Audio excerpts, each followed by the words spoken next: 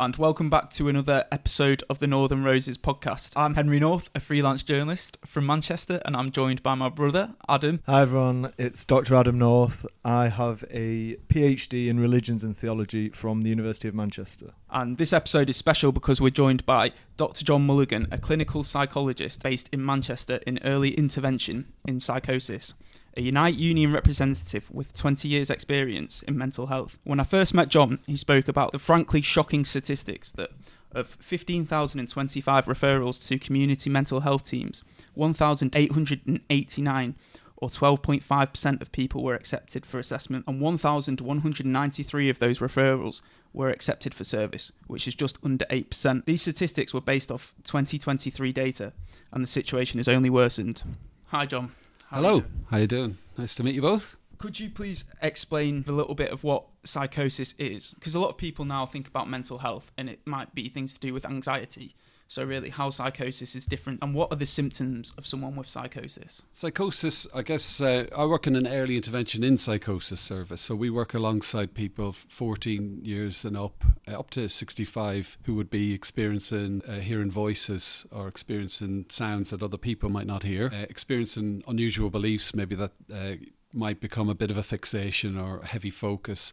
That actually kind of tends to become pretty distressing quite often, for example, based around themes of feeling unsafe or feeling that other people are out to get you.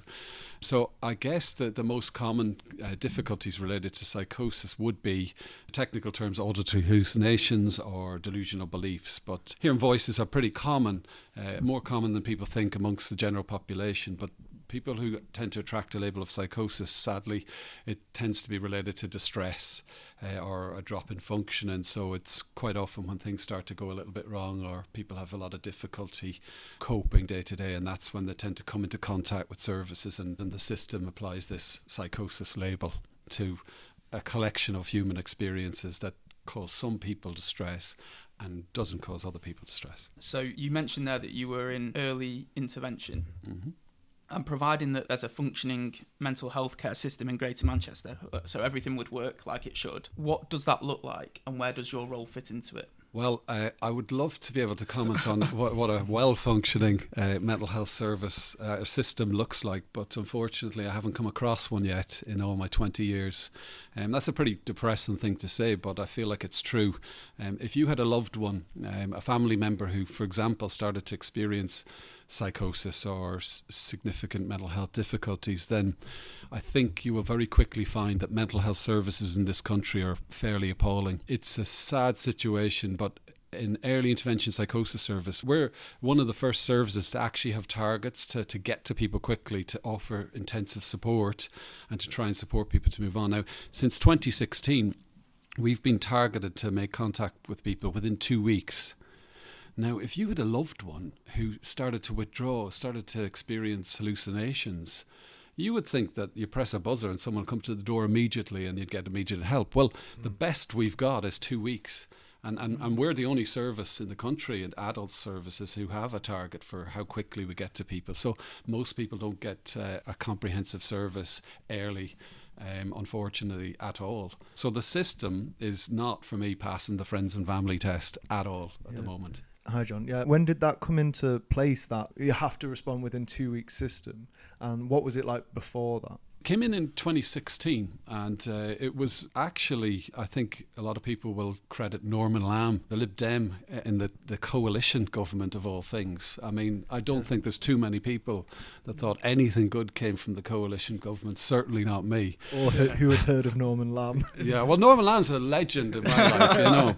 But because they were really, the sad thing about the system and the short-term thinking of politicians and the obsession with austerity is that they just don't really make good decisions for the NHS and for the people who need the NHS, which is all of us. So Norman Lamb managed to get early intervention on the map And that was important because they were really, really keen on closing early intervention services down, certainly up our neck of the woods. I guess it's because partly it's slightly different to the old model. It has a belief, in a sense, the model believes that, in terms of antipsychotic medication and prescribing medication, start low, go slow, have a cautious approach. And that was very hard for a lot of older psychiatrists to get their head around. Rather than seeing it as a progressive move, a lot of people saw it as not treating our patients who have schizophrenia properly. So the idea of making sure that people get access to therapy and psychosocial interventions, was seen, that's a useful adjunct, but it's not the core thing that we should be supporting our patients with schizophrenia with, which is the chemical imbalance getting rebalanced through these medications. So it was a bit of a radical thing, and it might have been too much for some people, but anyone who's got a fair understanding of the evidence base can't really argue these days with the facts and the statistics around early intervention psychosis services. We actually support people in a way with a model, if it's working well, that has been shown internationally with the evidence base to improve people's lives significantly. And sadly, the collection of people that we work alongside, so it's almost 25% of adolescent males who develop psychosis will go on to take their own life. Oh, sorry, John. That's 25%? Yeah, just under 25% will go on to take their own life. So there's this idea that there's a critical period. When somebody first experiences psychosis, we got to get in quickly. Yeah. And if you had to put, say, a number on weeks, days, how long do you think the early intervention services have to act to potentially save more lives? They have done some research showing that the sooner that you get in, the more positive impact it has, and that can be traced to years later how comfortable or problematic people's actual symptoms are. So there is a very direct link. In turning to days, I'm not so sure, or weeks, but it's the sooner the better. The sooner the better. And it is like within the first few weeks is the hope and the expectation. Sadly, though, it's we've got a system in place whereby a lot of people get missed. So I think, Henry, one of the reasons we got to meet up is because our service has been on strike for the last 9 months. Yeah. And that's partly because we've spent so many years not having the resources and the staff that we need to offer the service that we want to. So we had enough, and eventually, after trying to avert it with evidence, with trying to plead for more services, we were left with the only option but to use our collective action and get out on strike. And one of the reasons for that is because if you don't intervene early, it's a very, very big missed opportunity. And we were missing opportunities, and we still are, left, right and centre. So in Manchester, we know that there's hundreds more people developing a first episode of psychosis day to day in our community that we don't get access to, that we aren't sufficiently resourced to actually make contact with, and that's pretty painful. And also, wouldn't it make sense just to treat people in the early stages? In terms of cost, it's cheaper to manage health problems or mental disorders in the early stages than it is later down the line, where the costs then start to escalate as things become more difficult to manage. Do you think that that's something that is being missed from the debate? Absolutely. We're in a strange world at the moment where the NHS is being subjected to austerity. And a lot of people in the NHS, frontline clinicians, are screaming out saying, why haven't we got a role when it comes to decision making? Why are, senior management or accountants or finance department, ruling the roost and making these big decisions, these important decisions? But more importantly, why aren't we using the evidence base? Why aren't we making evidence-based decisions that will actually save lives, save human distress, discomfort? But if money's all you care about, it will save a lot of money. So in our effort to avert strike action, one of the things we did was a 2-year audit, a research project, comparing 2 of our teams at 2 different times. And we actually identified very clearly that one additional care coordinator. Now, a care coordinator is our frontline staff member. They're either a nurse, an occupational therapist, or a social worker. They're the lifeblood of early intervention. Yeah. If we had one extra care coordinator, it equates to a saving of 197 hospital bed days. Wow. And that went both ways. So when we lost a care coordinator, we could see 197 extra hospital bed days, So, yeah. And that was over a 2-year period, 2 different teams. Now, 197 hospital bed days if you kind of do a search, I haven't got 100% accurate numbers on this, but it roughly equates to £85,000 in NHS costs if it's an NHS bed. But we're in absolute crisis in Manchester around bed space. Yeah. The government, both governments of the last two, are obsessive about closing down hospitals, reducing hospital beds. Now, if anybody's been to a mental health hospital, I mean, they shouldn't just be closed down, they should be absolutely demolished immediately. They're disgusting places where a credit to the staff who managed to stick with it. Yeah. But sorry to interrupt you, but do you want to explain what some of the problems are within the mental health hospitals? What makes them such a disgrace? I would say that a lot of the service users that we work alongside, I mean, psychosis, I didn't mention this earlier, but it's far more likely to develop psychosis if you've experienced traumatic difficulties in your past. So if you have a lot of service users who you work alongside who are traumatized and they come to our service, the ones who actually end up in hospital, quite often the biggest trauma that's happened to them, the biggest one that they struggle to let go of, that they need to do the most healing in relation to, is the hospital admission. Wow. The whole process from having to, get sectioned, trying to get help initially, and then you get your power and your control and your choice taken away from you. And that happens disproportionately to people from ethnic minority backgrounds. It happens disproportionately. It's a real shame that the situation is such that we don't have the resources in the community to support people when they are in crisis properly. We don't have the resources in the community to support people before the crisis happens. That's the main thing, isn't it? Getting in early. Absolutely. But when they go to hospital, like Park House was the name of the hospital that's just been closed down and thankfully just demolished. And they've opened a nice new one, North View. Beautiful building.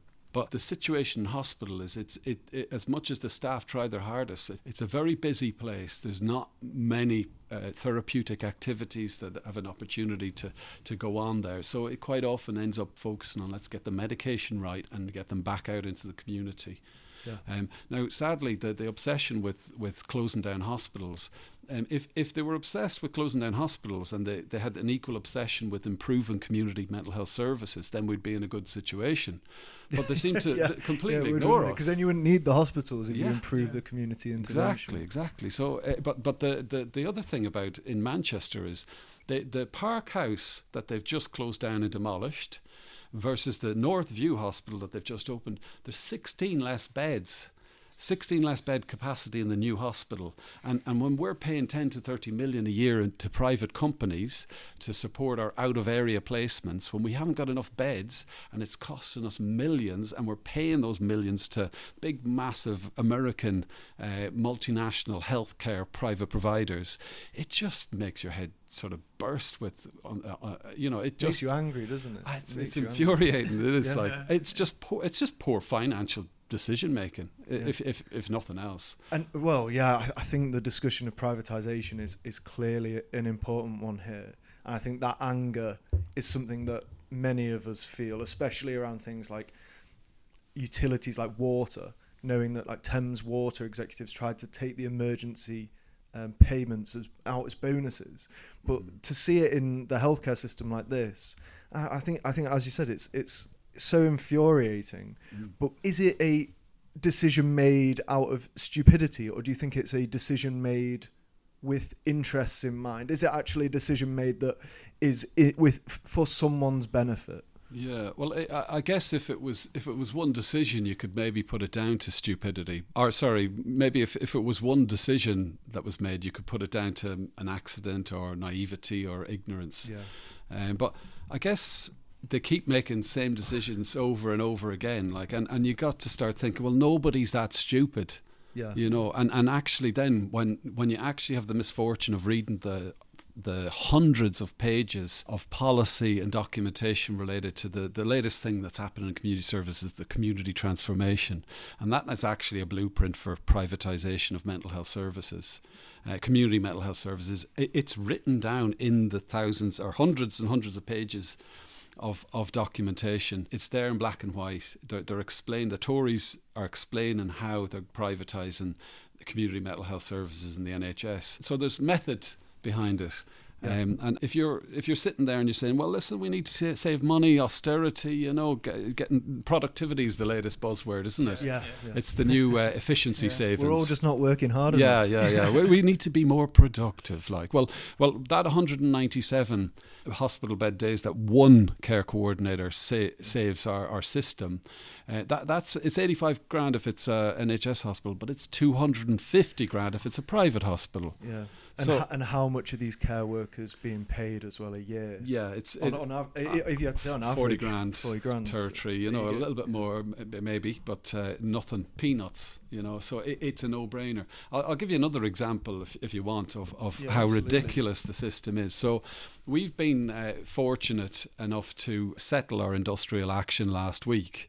And the agreement has been that we will get £1 million of recurrent funding for our 4 small teams. Now, we're a team that we support 600 service users, and we've got about 60 staff. So that £1 million recurrent funding will afford us to employ 21 more staff. Now, that's going to save, and this isn't me, this is the London School of Economics, this is international evidence base, that will save our system net £72.5 million in the next 10 years. Yeah, it's just incredible, isn't it? The small amount, such a small amount of in the grand scheme of things. Yeah, such a small amount of money to generate such big savings. Yeah. The sad thing though is that, and this is partly why I can't really connect with it too much as a victory, is because what we wanted and what we needed was roughly around £3 million worth of recurrent funding. The NHS have a workforce calculator, which NHS England, I should say, have a workforce calculator, which you put in how many patients are coming in each year, and it very conveniently works out how many staff, how many psychologists, how many social workers, how many of the multidisciplinary staff you need. And that's to hit a pretty basic target of, say, 36% get access to therapy or 25% get access to family therapy. So not amazing, but good enough. That told us that we need 54 staff. So that's where the £3 million would have came in. So that's what we wanted, an evidence-based investment of 54 staff, but we got 1 million instead of 3 and 21 staff. Now, had we got the 3 million recurrent funded and the 54 staff, over the next 10 years, net, again, that would save 217.5 million. Wow. And that's just 3-4 little teams. Yeah. You know what I mean? Yeah. I, in a sense, if you think one care quarter equals 197 hospital bed days, you can see day to day why we would. But that is the figure. Now, they're sitting there and they're going, right, we need to cut services, we need to save money. And for the last few years, we've been saying, well, here's one way you could cut money, is invest in prevention. But unfortunately, the system is in place whereby, austerity, which is the most disgusting weapon being used against equality, against compassion, against society. And that weapon has had us going, thank you so much for our £1 million, sir. Crumbs from the table, and feeling grateful, and we do feel grateful to get anything. To get anything. And we've had austerity since the 2010s, early 2010s, and it's been proven not to work over time. All that happens is all the services decrease in quality, and then you have mounting long-term costs from the issues created by cutting those services. So do you think that it's an issue of long-term versus short-term planning? Is it that the decision makers within the NHS and these organisations have to make short-term decisions to show that they're cutting costs, even though the long-term decision making would reduce costs by a massively big exponential factor? Absolutely. The way to solve many of the big problems in our NHS, and we do have big problems, but they're not caused by the NHS, they're caused by the people running it. Mainly politicians, the government of the day. And what happens is that they're running on their 5-year cycle. Yeah. They seem to be obsessed with coming in, changing things up a bit, making a name for themselves, implementing their non-evidence-based ideas and making a quick buck. This, like I said, the privatisation agenda, the plans, they're written down. They're ready to go. They're currently being implemented, and it is really just going to tear apart community services. And can I ask you about that privatisation plan as well? Because I think people in their heads imagine that the NHS will just survive and eventually a Tory or a Reform politician will say we need to move to privatisation? Or is it the case that the NHS is allowed to slowly bleed to death to the point where... That's what's happening, isn't it? Yeah, to the point where the staff, there's no longer staff to work there, and it's basically a slow shift, a slow replacement in which maybe the NHS is just continuously scaled back until it's 5% the size it is now, and the private service takes, they then do the 95%. Yeah, it's the defund, demoralise. Is disinvest a word? Yeah, it can be. It is now. But yeah, I mean, the happiness or the ratio of people who use the NHS service to those who are happy with the quality of the service is just plummeted. Patients aren't happy. Families aren't happy. Staff are not happy with the quality of the service that we provide. And it's back to the thing we talked about a few minutes ago. Like, it's, if you do it once or twice or three times, like, okay, but if it keeps happening over and over again, if the wrong decision keeps being made, then you start to think, well, this is a plan, and it has to be a plan. And now it's written down. I've seen it. It is a plan. But they're like, people are so unhappy with the NHS and with the delivery of service and the experience of service that by the time the plan comes to full fruition, the private companies are going to look like knights in shiny armour coming in to save the day. Which in a way is already happening, isn't it? Absolutely. So just to kind of put into perspective for people that may not really have a grasp on how bad mental health care in Manchester is right now, there was an Edenfield scandal maybe 2 years ago, was it? No. What was it? Yeah. And that went to show that I'd go so far as to say inhumane treatment of people with mental health care. And when that scandal broke, was there kind of an expectation that things would get better? I mean, there was a hope, certainly. But I guess, the immediate focus would have been on that particular secure service, that hospital. There was a hope. Equally, the Care Quality Commission around that time had repeatedly visited and repeatedly failed some of our local community mental health teams. So when these sorts of things happen, you think finally some outside observers have come in and seen what's happening, seen the problematic situation, the appalling behaviour at Edenfield, which I hope is not as widespread as we would fear. We've had sort of lots of hope and lots of false dawns, really. The Care Quality Commission have repeatedly failed and issued Section 29A notices to for the community mental health teams. The coroners have issued large number of prevention of future death reports, which are, they're not issued without, the need to kind of really try and focus in on why did somebody die and important things need to change. But Manchester receives some of the highest in the whole of the UK. The ICB, the Integrated Care Board, the commissioners who commission our services, receive some of the highest in the country, but so too do the trusts, the local trusts. So when we see the Care Quality Commission going, look at this big problem here, and we see the coroners saying, look at this big problem here, and we see Panorama saying, look at this big problem here, and then you've got a load of staff on strike going, look at this big problem here, you think people are going to start fucking looking, but they don't. No. And sorry, just when you say things like preventable deaths, for those who aren't familiar with that term with relation to mental health care, what do you mean? Particularly in related to the coroner's prevention of future death reports, that they have this legal obligation that if somebody sadly dies and they're it goes to the coroner court for them to do an investigation as to why they've died. Very small number of them, they will say that there's systemic issues involved in this. There's things for a trust or a company or somebody to learn so that we make sure this never happens again. But also, it could happen again if they don't make changes. So and that has happened, hasn't it? That's happened many times, and it seems to be that Manchester is one of the highest. So the ICB in Manchester received more prevention of future death reports than the Home Office. Wow. Well, and I think this takes us to broader structural issues. And as you were saying, this kind of the Edenfield scandal shines a light on one individual hospital, and actually does that light blind us to the broader problems? And then you get the reports going, okay, we'll sort this one hospital out, and almost in the way that huge national scandals, it becomes focused on one example, and actually the broader issue's forgotten. So like Grenfell, the cladding, it's seen as, is it just one building? No, it's all of these buildings in deprived areas have the shitty cladding. But you need to solve that broader structural issue. And it seems to me that, like you said, everyone is saying, here is an issue. People are dying. People are dying from it. Why, in your opinion, do you think it's not being talked about more?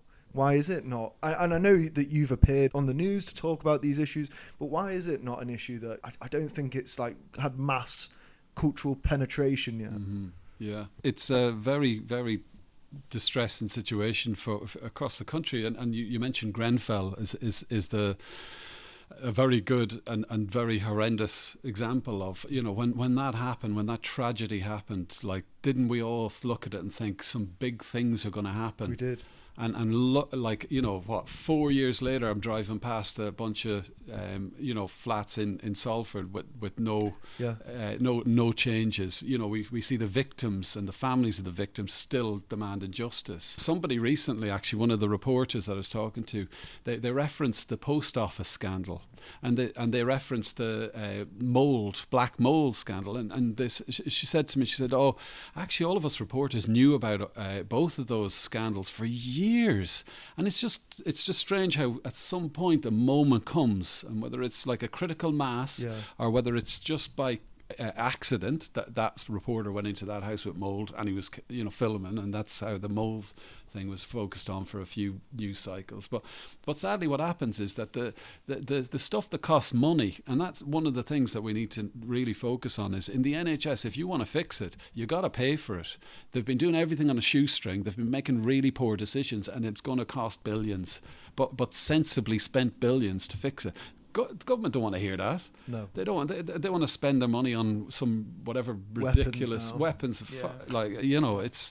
It's horrendous. Like, but I guess one of the things that really, really hurts is that 120 people die every day with severe and enduring mental health difficulties from preventable reasons. Now, this isn't me just saying this. This is the Royal College of Psychiatrists. So 43,800 people every year die unnecessarily for no good reason. Sometimes people think, if you've got serious mental health problems, it should coincide with serious physical health problems, but that's just not the case. There's no reason why 43,800 people should be dying each year. There's no reason why people with significant mental health difficulties should die 15 to 20 years younger than everybody else, but that's happening, and that's been happening for decades, and we've known about that for decades, and we've done sweet fuck all about it, and that's infuriating. Thanks, John. I mean, all of this is, I think, it is a scandal, and we need to kind of think of some solutions. And as you said, one of the solutions is funding the NHS. But I was thinking, can you think of any international examples where we can copy them, where they've taken the lead and maybe they have more success? And do you think that the answer is just an increase in taxation to fund the problems within the NHS? Yeah, there's loads of innovative practice across the world. So there's Trieste in Italy, where they've had some amazing results with trying to move people from needing hospitals into community-based, smaller, supportive, compassionate or structures. In Finland, Western Lapland, they've got an open dialogue model whereby they go out and it's no conversations about me without me. So everything that takes place, they meet with the family and the unit around the person. That sounds great.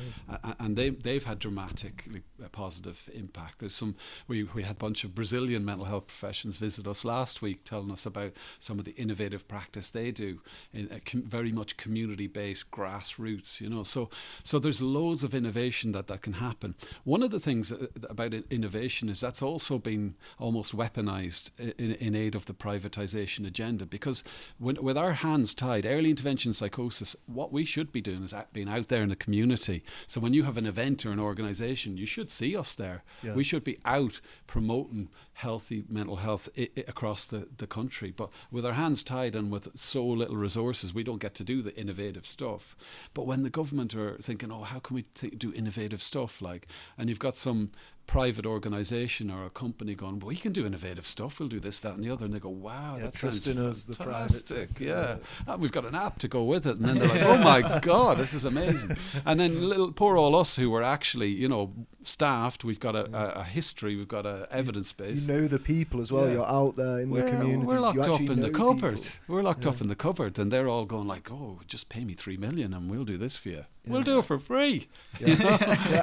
And not only that, you want to help. Yeah. I mean, Yeah. you want to do, you want to do your best by the communities that you represent and work for. Exactly, Whereas yeah. these private companies, Mhm. the interest is profit. It's the Yeah. shareholder return. Yeah. Well, the VCSE thing is an important distinction: voluntary, community, social enterprise. I think, did I get that right? I don't know. It's one variation of that, like, yeah, but that tends to get used a lot, you know. And actually, but if you think about it, like, I mean, I think we should have more and more and more, and eventually be absolutely run our mental health services by people with lived experience. That is, for me, an absolute no-brainer. We've got peer mentors in our service; they are amazing. Yeah, but for the government and for organisations to pretend that a small charity or a small collection of people with lived experience, for example, can take on a big beast like a mental health service in a region, it's absolutely disingenuous. The only people who can actually even bid for big services in localities is ones with lots of financial muscle. It's the big companies. So when they say like, oh, well, we want to have people with lived experience coming in and run these services.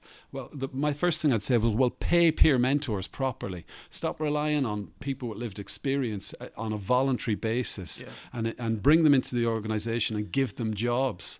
And how dare you use people with lived experience to promote an agenda that's actually almost the opposite end of what's best for people with lived experience. But you're right, because if we let private companies into this space, if we let private companies run our mental health services, if you look up, they have they do an annual review of the state of private companies and mental health services as part of their come invest in us.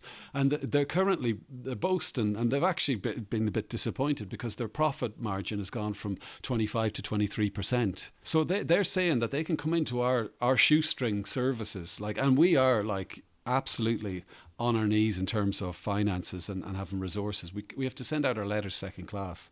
You know, we can't get money for a cup of tea first. But to say that a company could then come in and somehow make 23 or 25% profit out of delivering our services you're basically locking in permanent austerity into the services that are there to support our most vulnerable in society. So if you let that happen, the days hopefully when austerity, they realise that it costs too much to do and they stop doing it and all the rest of society starts to benefit from that. Well, if we've got private companies running our services, then our most vulnerable will continuously have the burden, the pain, the suffering and the death associated with austerity.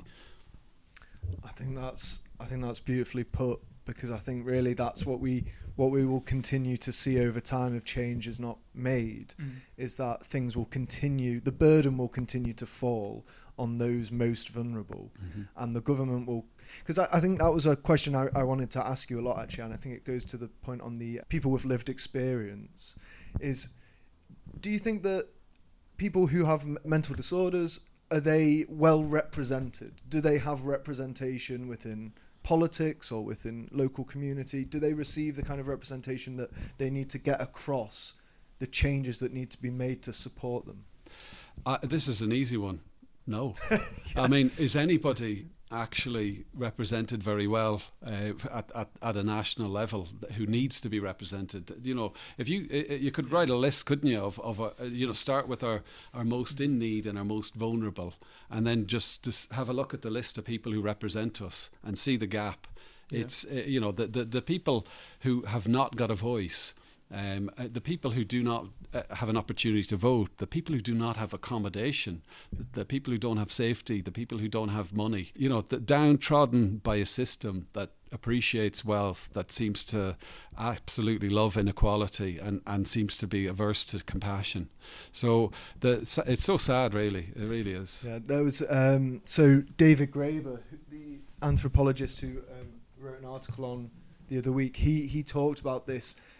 Compassionate jobs are the least well recompensed in society, and that burden will always fall on workers, all these compassion jobs. So the very wealthy will outsource their compassion to external workers who will do the raising of their children, care for their elderly, and so really all of these care and compassion jobs are working class jobs.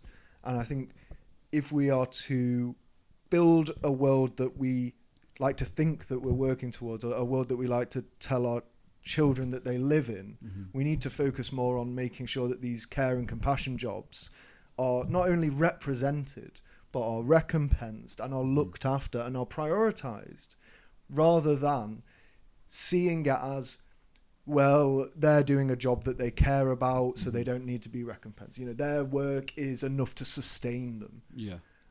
Which I think a lot of people do think. They think, you know, for instance, teachers, they get extended holidays, so they don't deserve higher wages. Or care professionals are doing work that gives them a kind of meaning to their life, so they don't deserve more money for that. Whereas these jobs that he calls them bullshit jobs that if you stop doing it, would anyone even notice? Which many of these private companies have. All these administrators, or like you said, you know, you call them on the phone and they feed you some lines that don't mean anything and don't solve anything. These jobs are probably compensated higher than the care professionals, and like you said, their yearly salary is really close to sort of just average UK salary or lower, and that would save the NHS so much money. You've just reminded me as well that one of the things that people continuously seem to say when we were on strike, and it was often the first question that the reporters asked me was like, so this isn't a strike action about wages and wanting an increase in wages, as though that's somehow dirty, that people deserve to be paid appropriately for the work that they do, and whilst we were on, sorry to laugh, but it's just absurd. It's absurd, isn't it?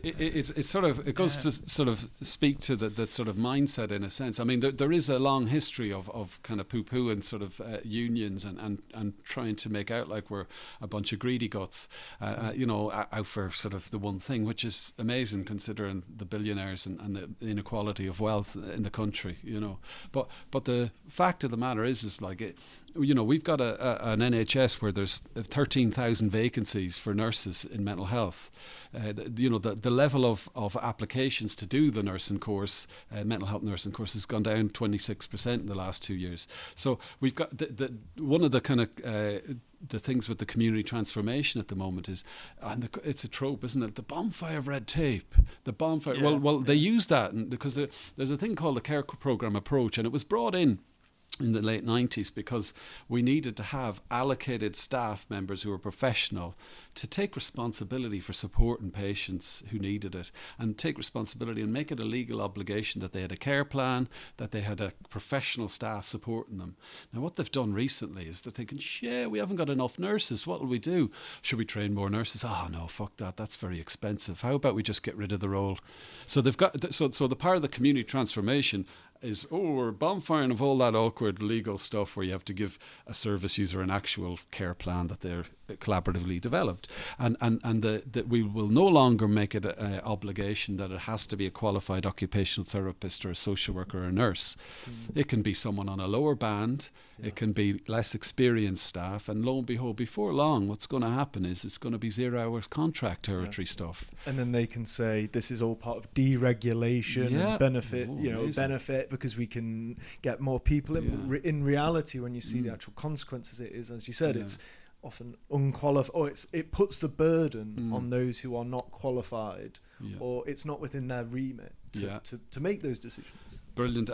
Obviously if it makes it cheaper, then it makes it more profitable for the private companies to come in. But the other interesting thing is, and this, I might have a few psychologists telling me off for this, but it makes sense, doesn't it, to invest just a little bit more in one of the professions that can kind of do pre and post measures and prove it a little bit more. It becomes a bit more of a business unit, marketable, get people in, give them a dose of therapy and get them out again. Yeah. You know what I mean? It's quantifiable, which means that it's very eminently marketable. Yeah. And so you're getting rid of the core lifeblood yeah, and the profession, and you're getting rid of the opportunity for our kids to have a career in the NHS. You're replacing it with unskilled, temporary, poorly paid staff. And then you're flying the flag of psychology, going, look what we're going to do. We're going to increase access to psychological therapies. It's the perfect con. It is. And people want those. I think that is one of the things that makes me the most sad about all this, is that there are hundreds and thousands of people across the UK who would want to work these jobs. They do care about people. They do want jobs that provide meaning, provide them a sense of, they come home from work and think they've done some good in the world. But if those jobs are made so hostile in a way, you're treated with hostility, the job itself does not pay enough to live on in many cases, or it doesn't protect you as many other jobs would, then it will push people away from that. Absolutely, yeah. Yeah, and it has done, actually, because I've spoke to Annabelle Marsh, who works on the long-term care. Would you say? Annabelle Marsh is actually retired. She doesn't work at all. She's just set up a group. She's seen so many people not getting any service locally that she just set up a group. She's a legend. And she just set up a group. She supports them all, like 35, 40 people roughly. Yeah, that's what she said. Yeah. So, and with no funding, no support from systems, and it's. And if it wasn't for her, a lot of the people who come to that group, they wouldn't get any kind of care at all. Yeah, you're right. Yeah. And that's where the burden, when the state stops acting, the burden falls on kind-hearted people. Yeah. And in many cases, everyone is trying to do their best, but it falls on people to make these huge sacrifices they shouldn't have to make. Like food banks. In a properly operating society, food banks shouldn't exist. Well, it's ironic, really, that you should bring that up, because Annabelle was saying also that one of her, I guess, or something that she does for the group now is she makes hot meals there, because a lot of these people who come to these kind of groups, they're not in a position, I mean, some of them struggle to leave the house because the levels of anxiety, I suppose, or just their condition confines them to their house. And what kind of food are people making then if you can't leave your houses? High processed, ready meals, ultra processed ready meals. So it's just it's shocking, really, and to see it from a service user's perspective, it is really bad. But I think there's a lot of theory that we've talked about, but to put it into quite like practical, there's several strings to this. Like there's the importance for the individual, but also the work that you do, John, is very important for society as a whole, and for someone who's listening to this. And I'm not saying that this is the kind of thought process that people would have, but people may go, that's shocking, but what has that got to do with me? And when people are going through these kind of episodes, they struggle to be held accountable for their actions. So when we look at what happened in Nottingham, I can't remember how long ago now it was, but like 3 people there were stabbed to death on the street. I had a discussion with Annabelle, and she said, well, there's no way of knowing had that person had the care that they could have had, that still wouldn't have happened. But this is happening on our streets, is that people with severe mental health issues are not getting the type of care they need. And what happens is the police then get involved. And like you were saying earlier, John, with the trauma of going to hospital, it's another level of trauma being thrown into the back of a police van. And I just think it's honestly shocking, and it does make me angry, to be honest, to think that it's out there and it's happening. Yeah. Can I ask you, John, then, because I think from what you've told us, that one of the key not fixes, but one of the ways to deal with the problem is based in community, or it's rooted in community. So let's say, for instance, that more money was available. How do you think it could be implemented into the community to not fix the problem, but help with early intervention and to improve outcomes? I guess I must come back to the because you mentioned the sad events in Nottingham, and that'd be useful to mention. But I guess if we had if somebody opened the checkbook, or for example, if they equally distributed the opportunities that a decent tax system can afford everybody, if we did have the money for to improve services, then first and foremost, all of the things that we know have damaged us as a society over the last couple of decades, start to undo it.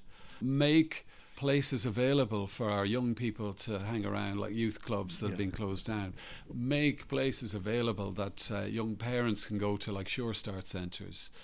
Try to actually improve the situation around child poverty. In Cheetham Hill, just around the corner, 52% of kids are in child poverty. Over half. So you walk around Cheetham Hill, same with Moss Side, same with Levenshulme, yeah? You walk around and just think every other child I see might actually go to bed hungry tonight. So the first thing that we need to do really is to just make things more compassionate, make things more equal. Yeah. Personally, I'm a fan of a universal basic income, but I think what we should be doing is to completely eliminate child poverty and then completely eliminate poverty altogether. They could make 3 or 4 quick decisions in Parliament to redistribute the wealth of the most extremely wealthy and make society fairer.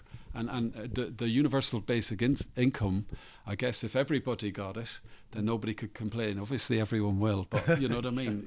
The thing is, we spend, this is the thing about, investing in NHS staff. If you got those 13,000 nursing posts filled, those 13,000 people are going to be going out to the shops and spending it locally. They're not going to be fucking, buying a yacht or investing in, a house that they don't let anybody live in. Yeah. So investing up front, just like investing in our service, investing up front in hungry kids, investing up front in a lack of staff and getting more staff in, it saves money down the line. So we need a brave government, a fair government, and we need the people to rise up to make sure that we don't settle for this ridiculous situation at the moment. And I suppose one of the things to try and make that happen, which is why I was interested in your previous episodes, is how do we manage to convince the people who are sitting on the fence, or even convince the people who are slightly in the next field over, in terms of, because there's a bit of an echo chamber on the left to some degree, isn't there? Yeah, there is. And we'll kind of comfortably preach to the converted in a sense, but how do we actually manage to draw everybody in? And for me, things like which is, I suppose, the basis of your questions, is that the things that matter to everybody. Let's start with that. Is there anybody in the country who would not want to end child poverty? Well, if there is, they can fuck off. But you can't have a conversation with them, can you? Because you just simply disagree. Yeah. But start with start with the Maslow's hierarchy of needs. As an individual and as a society, first up is nobody should be hungry. Nobody should be without heat in the winter, and nobody should be suffering and in fear of going down the street. And I'm including most recent disgusting behaviour towards our trans plus brothers, sisters. Just seems to be we're in a society where the haves pick on the have-nots, and the have-nots get targeted, depending on the flavour of the month. Currently, it's our trans sisters and brothers. A few years ago it was Irish people, a few years ago it was Muslim people, a few years ago, there'll always be, but what we really need to do is focus in on the billionaires and the people who support the billionaires and redistribute that money, because we need our peas. Yeah, well, Stuart Lee does the comedian Stuart Lee does a really funny set where he talks about, it's the Polish people, they're the problem, or it's the Pakistani community. And then he goes back further and further and goes, it's the Neolithic people. It's it's that they've brought all the problems, or it's the beaker people bringing their beakers over here. And he exposes this rhetoric, which is the rhetoric of division, which is used to split us from what are really our joint interests, our collective interests. And after World War II, those interests came together, and we instituted these amazing, really, if you think about what makes you British, what British values do we believe in, the NHS must come as number one. Well, for me personally, and into this, and I'm just silently fuming away, I think, but for me, one of the main narratives going into the Brexit referendum was the NHS. The Leave campaign really recognised that this deep-rooted love of the NHS, really. It was everyone could 300 million. Yeah, for the NHS. and that was it. That was on the side of the bus, wasn't it? And it was this idea that no matter who you were, you saw the NHS as a good thing. Mm-hmm. And now I think we're heading towards a more American system. So narrative is totally like counterintuitive, really. Yeah, and I think we both agree with you, John, that I think for us, and I've written about this for the Northern Roses, a wealth tax would not put the burden on anyone. Like, a wealth tax does not affect the standard of living of anyone. In fact, it will go completely unnoticed by the wealthiest in society. Yeah, it could be used to fix so many of the problems that we face. And I say fix, obviously, it's not going to just fix them, but it will contribute towards improving the outcomes that we have. And countries already have this, like in Norway and Spain. They already have wealth taxes, and they have much higher standard of living and much better outcomes in all of these areas. So I think, or I'd like to ask you actually, do you think that then the way to deal with the mental health crisis is also to see it as a holistic problem, and to see it as, like you said about youth, this is not just mental health services, this is youth centres, this is even things like community policing, or all of these solutions we need a plan that tackles everything, not just a plan that tackles one thing. Yeah. Well, I mean, it would be a good start to, have a nationally, preventative approach to mental health difficulties, and that just, lends itself to what we've just been talking about. I guess the potential, like, obviously nice to be ambitious, but let's just assume that there's going to be a certain amount of people who develop mental health problems, even if we have this idyllic, sharing, kind, compassionate, equal society. And then we need to have a very well-functioning mental health services. One of the things that I guess is that, we've got like sort of two sort of components to our adult mental health services at the moment. One's primary care and one's secondary care. And primary care is where there's an absolute obsession of getting people back to work, and let's get them into therapy and get them back to work. And what they're trying to do now is take all of the secondary care funding, which is people who've got long-term severe and enduring mental health difficulties. And I think it's important to differentiate, so we can create a more comfortable society whereby a lot fewer people develop mental health difficulties. If we manage to kind of somehow make things more comfortable for people, that's a brilliant sort of foundation. The next thing we need to focus on is trauma, is to make sure that people manage to get through childhood, which is traumatic in itself anyway. That manage to get it without significant traumatic experiences happening.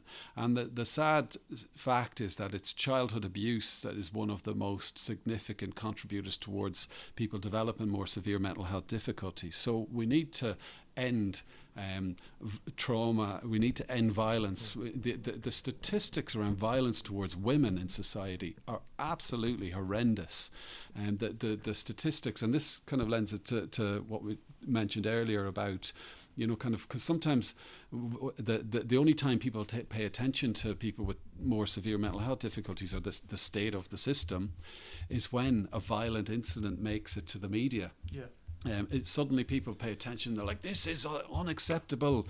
And for one news cycle, you might get lucky enough two, people are absolutely incensed and things need to change, and they will change. And then a politician will come on TV and go, we are investing a huge eye-watering sum of money, which works out at a penny per person, into this particular app or this particular innovative idea that they came up with. But the reality is that, like, and that's the sad thing, is that people almost have to be scared. The righteous anger that we've been talking about, like, kind of doesn't seem to get much muster.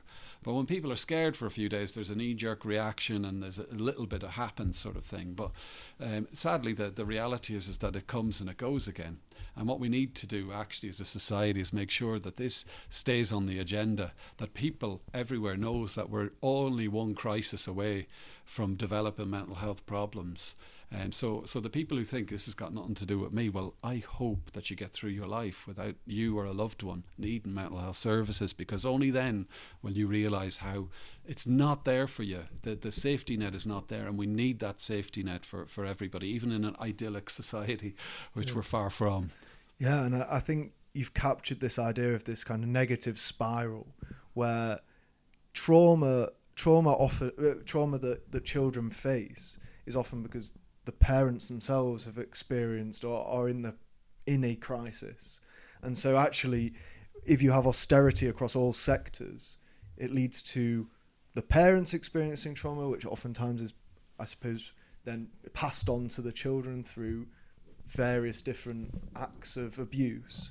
And so actually, if you start to increase or start to improve people's lives, that actually also contributes to a reduction in, and then you get a positive cycle, like a feedback loop of positive, where you see as people's lives improve, less of this trauma because things have improved for people. Do you think that actually that if we see again this holistic improvement to all parts of society, it will see a reduction in mental health disorders? Yeah, definitely. I mean, it. I guess we're in a society though whereby it's not going to happen, is it? They're just too tight and too.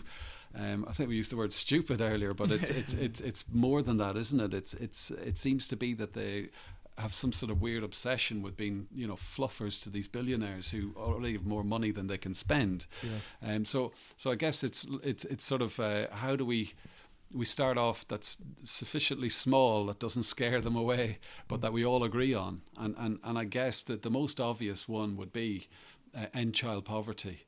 To say that 52% of kids across the road are going hungry or in need, that is just disgusting. I mean, if you can't get behind that, then there's no hope. Well, we've even seen Reform come out and say they'll lift the 2-child benefit cap, which is one of the major contributors to child poverty.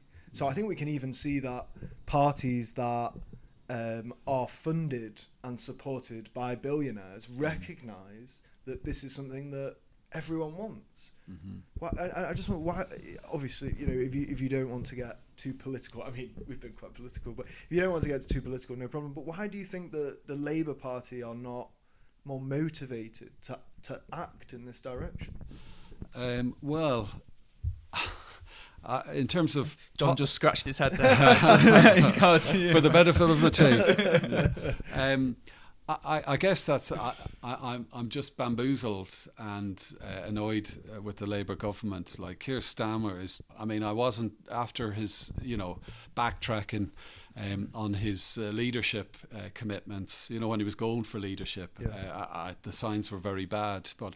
I hope that he was like a secret socialist, almost like Scooby-Doo. Yeah, I think that's Scooby-Doo at the end, where they pull out and it's like, aha, I just did all that shit to get elected, and now I'm a socialist.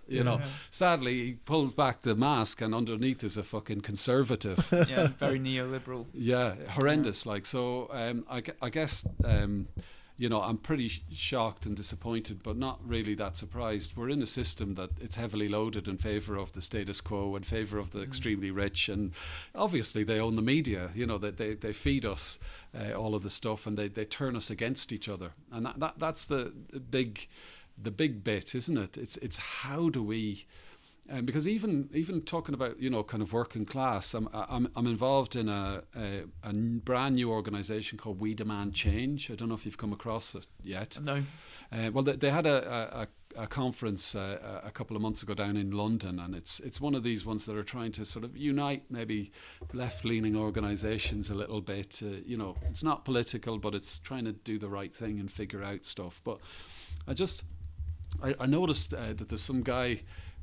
He's a millionaire up, I think Rotherham or somewhere. I'm not too sure, but he was talking about tax us millionaires fairly, and we want patriotic millionaires. Yeah, that's it. Yeah.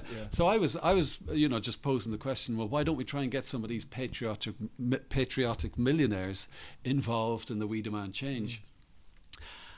And it's not straightforward because nothing ever is. I mean, I know sort of when you say being classist, it's traditionally been like kind of the upper class kind of looking down on the rest of us, but it works both ways, doesn't it? Like if you kind of sort of see someone and they've got, you know, a load of plums in their mouth and they're like money is falling out of their pockets and stuff, you start to think I'm a little bit different to you, and I'm a bit better, for no particular reason other than being classist.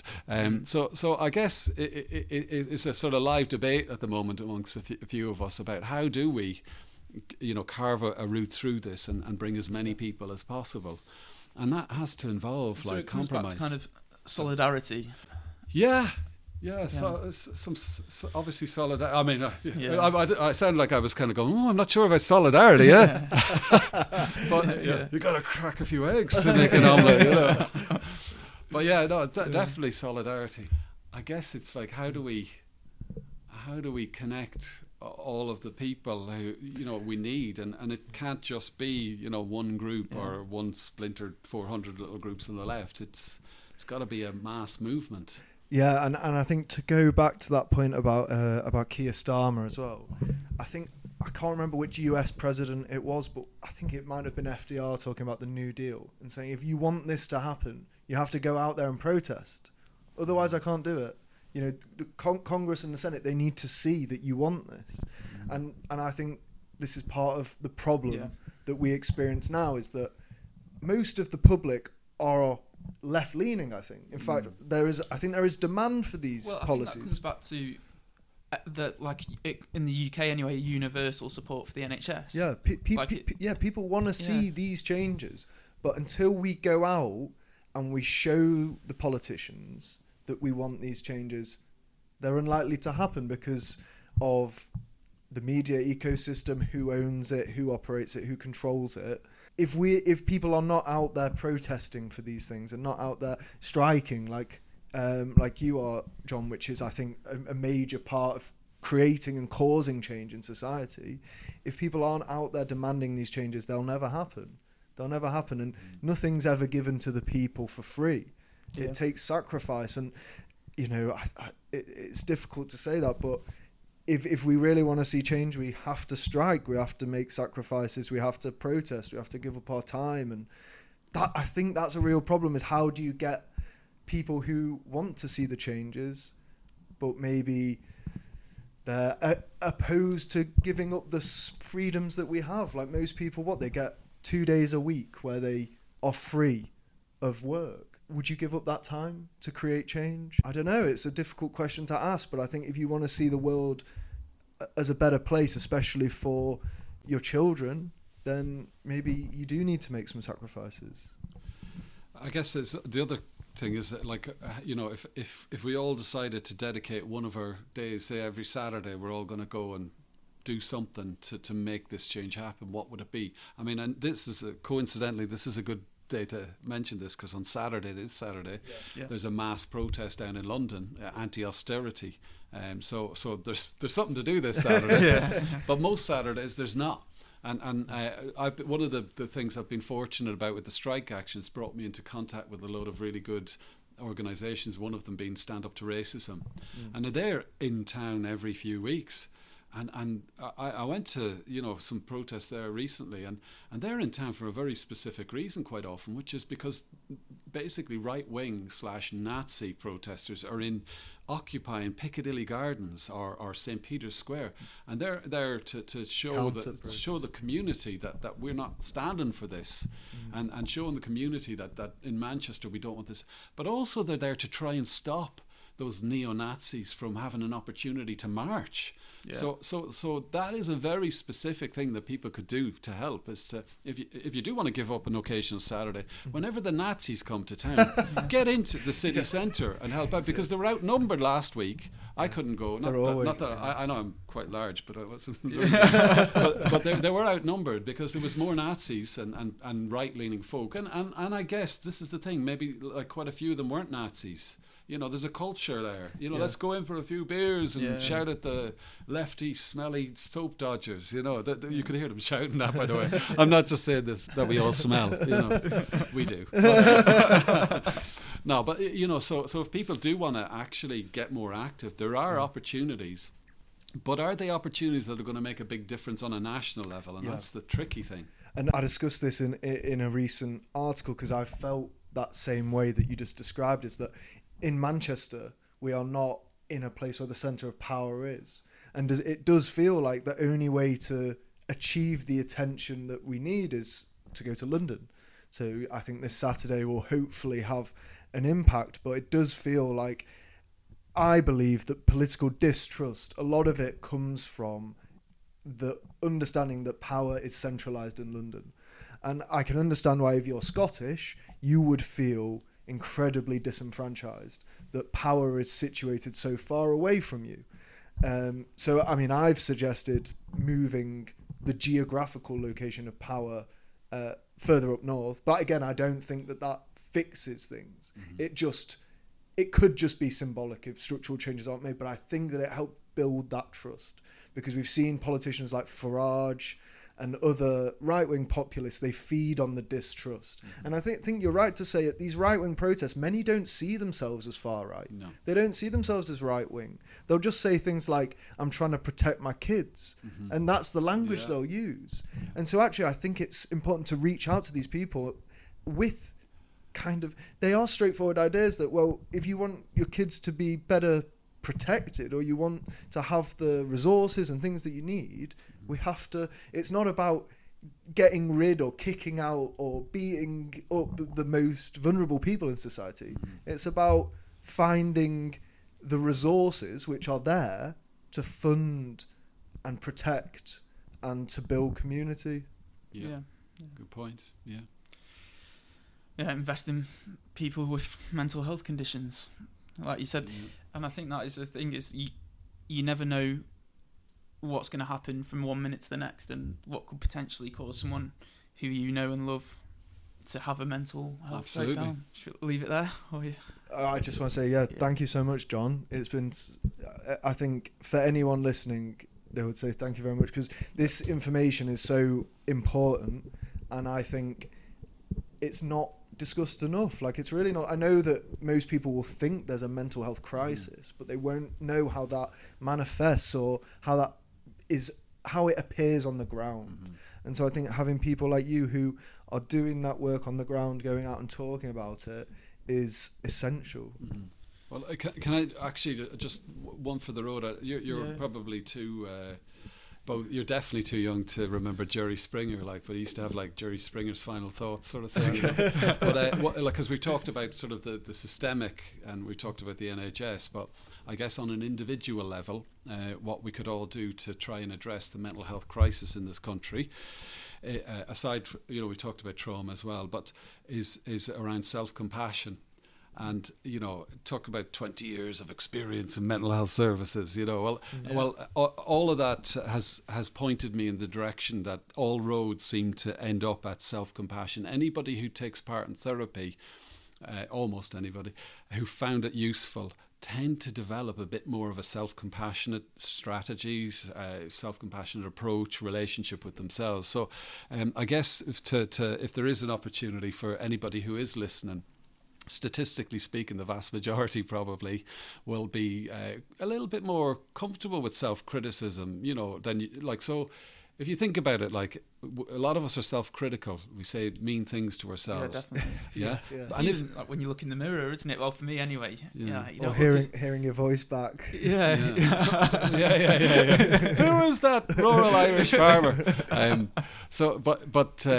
I guess the thing is, if you had to say out loud some of the critical things that you say to yourself, and direct it at someone else, you'd be horrified, wouldn't you? They'd be horrified, and we'd gone, how dare you? It's so rude, So you wouldn't do it. Yeah. So we've got this weird sort of two-tier system whereby we judge ourselves differently to how we judge, our interactions with others. And I think it should be a more level playing field. You should treat yourself how you treat others. You should speak to yourself. You should use the same tone of voice with yourself as you do with others. So the people who are listening who are perfectionists, a lot of people who are perfectionists won't recognise that you're perfectionist. So if you can't tolerate a compliment, or your standards are so high that you can't celebrate the victories when they happen, or you're looking at the one thing that went wrong when you did a pretty good job, or good enough is a concept that's just not good enough to you. Or if you're highly self-critical, or if you've got low confidence or self-esteem, and it mightn't necessarily be words self-criticism, it might just be self-damaging choices that you make, avoiding situations when maybe it's best that you actually get stuck in, avoiding a deadline when it's best. So it's self-compassion is disciplined self-kindness in the face of suffering, and that discipline bit I would say is crucially important, because most people switch off when I mention self-compassion because they think it's all self-cuddles and it's all nice, but self-compassion is disciplined. Treat yourself. It's not a victimless crime being self-critical. It's taking you down, and it's taking some of the rest of us with you. So try and treat yourself in a way that's actually more self-compassionate. You go online, spend 10 minutes, you'll see 5 minutes worth of shit, but you'll see 5 or 6 good, articles quite quickly telling you some strategies that you can try out. Try them out. If they don't work, fair enough. Try them out a few times though. And try and be more self-compassionate. If you can't do it for yourself, then do it for the rest of us, because if we are going to have some collective action at some point, if you do want change, if you do want society to improve, then you have to be healthy. You have to be one healthy unit amongst the rest of us, so that we can all gather together and make the positive change that we want to. I think that's brilliant. I would give you a round of applause right now if it wasn't bad for the mic. Can I just ask, on that, have you got anything that you'd recommend to read, or any resources, for people who have heard what you said and think I'd like to carry that further? I think that the best thing to do, because when I make suggestions in therapy, they go into the waste paper bin of time. So what I've figured out over the years is for each individual, like, you've got the resource of the internet, you've got bloody ChatGPT, you've got endless reams of good, bad and indifferent information online. If you suffer with self-criticism, if you are a perfectionist and you'd like to tweak it a little bit, if your confidence is low, if you get anxious when you're out in public, if you somehow think that your self is the centre of the world and everyone else is looking at you, whatever your difficulties or your challenges are, go online, whack it into the search engine or put it into the AI or whatever, and honestly, within 5 minutes, you'll have more strategies and ideas than you'll want. But the big thing is that people won't do that, and that the very people who struggle with self-compassion most, and because it's disciplined self-kindness, they don't have enough self-compassion to actually invest the effort in. I'm goading people now, aren't I? Come on. You haven't got the guts to do this. You haven't got the guts to go online and improve your situation. Yeah. But no, the best thing to do is to go online and have a look. There's podcasts as well. There's YouTube, but so you don't have to necessarily read. It's all out there, and you might have to kiss a few frogs before you find your compassionate prince. What the hell? Quick, end this podcast now. I'd just like to say thank you, John, for coming on. You've been a great guest, and it's great to learn from you. I do find myself getting riled up, honestly, at the state of the NHS. Good. It does continue to blow my mind how people's decision to make a difference don't make a difference. So thank you everyone for listening to this episode of the Northern Roses podcast, and I think if you've enjoyed today's episode, there will be one coming soon where I'm actually going to go and interview and talk to service users and potentially speak to Andy Burnham about the issue too. So thank you for listening, and if you've enjoyed the podcast, please can you subscribe to our email list and recommend it to your friends. Thank you and goodbye.